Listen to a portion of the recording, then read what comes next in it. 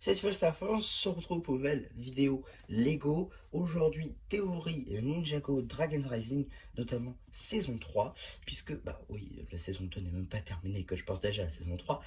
Mais je voulais vous faire part d'une petite théorie. Récemment, j'ai pu acquérir une figurine agent.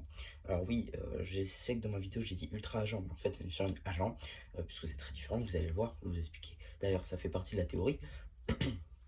Comme quoi, Lego Agent et toutes les autres gammes dans le style font partie de Ninjago, et je dirais même plus, ont donné naissance à l'administration. Je m'explique. Lego Agent, sorti en 2008, est la première gamme dans ce style, avec des agents secrets, etc. Sort l'année d'après, en 2009, Lego Agent 2.0, dans le même univers, avec les mêmes personnages, juste avec des sets supplémentaires qui sont renommés. Soit, allons-y. Et après, ils ont sorti, donc 5 ans après, Lego Ultra Agent en 2014, qui lui était un petit peu plus peut-être futuriste, avec peut-être un peu plus réaliste aussi, avec des costumes plutôt qu'avec des uniformes spécifiques. Donc là, je considère que ça fait partie du même univers, ces trois gammes.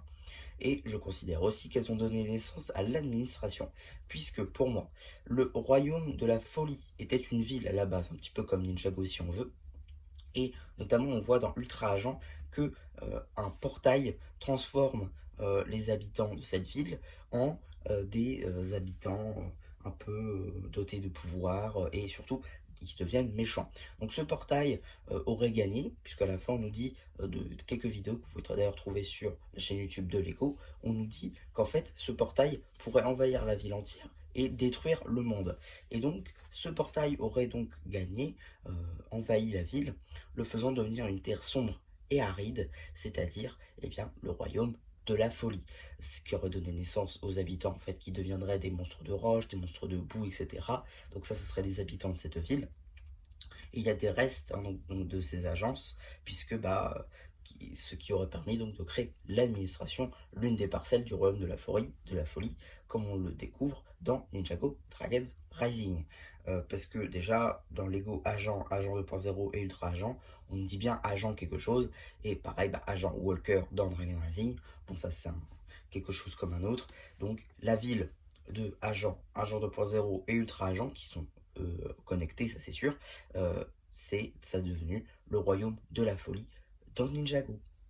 Donc voilà ma théorie, pas me mentir, j'y crois à moitié, j'ai eu ça, je me suis dit bon je vais quand même leur partager des fois que ce serait pas mal, puisque ça permettrait aussi de connecter eh bien, les histoires de Tox ainsi que de l'homme pâle pour eh bien, leur faire redevenir un Ninjago. Par exemple, on pourrait dire qu'ils aient fui le royaume de la folie, ce qui peut être potentiellement une possibilité. Donc voilà un petit peu pour ma théorie, j'espère qu'elle vous aura plu. Si n'hésitez pas à me dire ce que vous en pensez, j'en fais un post communautaire. Et voilà, bah, du coup, c'était un peu qui vous dit bye.